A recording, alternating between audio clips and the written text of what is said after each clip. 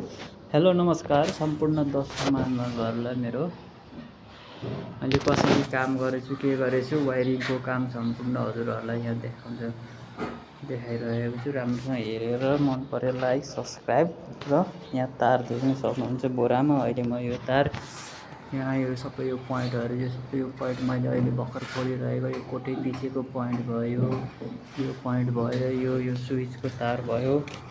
अनि के अरे यो हाम्रो यो बाहिरपट्टिको यहाँ 3टा पोइन्ट छ देख्न सक्नुहुन्छ। घरको वायरिङ कसरी गर्ने भनेर हजुरहरूलाई म जानकारी गराउन सक्छु र नर्मली वायरिङहरू हजुर आफैले गर्न सक्नुहुन्छ। यो चाहिँ हाम्रो स्विचको पाइप हो।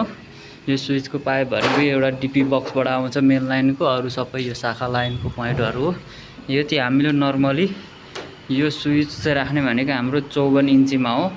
नभए हजुरको हाइट हेरेर हजुरको कुमकुममा जस्तै मैले अब यहाँ राख्दाखेरि मेरो यति यो कुमकुममा म स्विच पाइप काटेर स्विच राख्दैछु। अब मैले अनिखेर यहाँ सम्पूर्ण पोइन्टहरू खोलेर के अरे सफा गरिसकेको छु र त्यसमा तार हाल्ने अब मेरो कार्यक्रम छ र तार हाल्ने र भित्ता फुटाएर के अरे पाइप पनि बाँध्ने काम छ। त्यो सबै हजुरहरूलाई म देखाउन चाहन्छु। यो देख्नुहुन्छ यो टोयलेटको पोइन्ट भयो। यो चाहिँ हाम्रो टोयलेट भयो।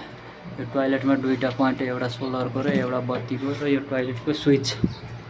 यो स्विच पनि त्यही हो, ठ्याक्कै नापेर यहाँ कति के राख्ने 54 इन्चीमा या के अरे उसमा काँधमा राख्ने भनेर हजुरहरूलाई जानकारी गराउन चाहन्छु। यो सबै हाम्रो यसरी नै गर्ने, हजुरहरूले हेरेर आफ्नो प्रतिक्रिया दिन आग्रह गर्दछु। काम गरेर मेरो हालत भयो यस्तो हेर्न सक्नुहुनेछ। मैले भित्ता फुटाएर बनाएँ यस्तो यो खाल्टा देख्न सक्नुहुन्छ। मैले यो भित्ता फुटाएर यो पाइप यहाँ भित्र यसरी मिलाएर राखेर स्विचको लागि यहाँ र स्विच र यहाँ बट्टा जमाउनुको लागि ठाउँ बनाएको छु।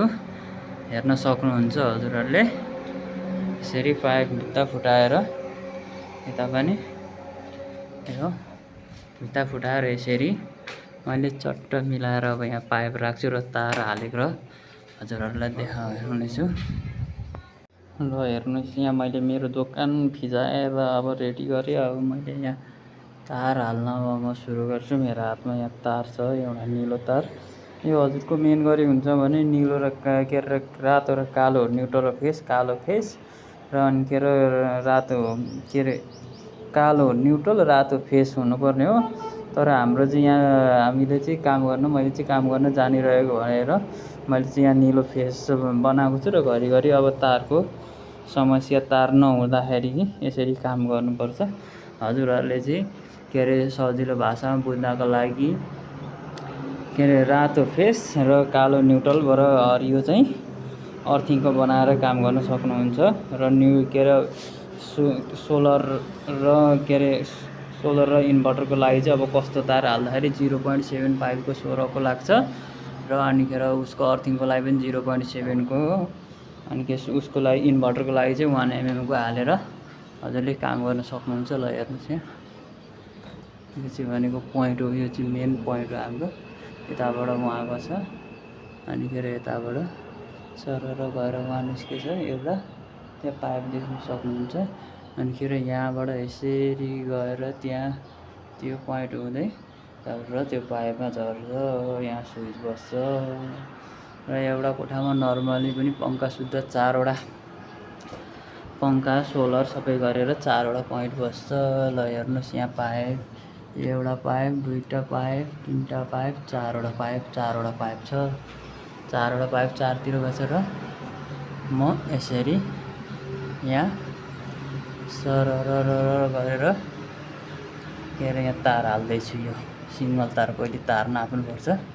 सिङ्गल तार हाल्ने यसरी सरर, अब उहाँ निस्किन्छ। यहाँ अड्क्यो के भयो त?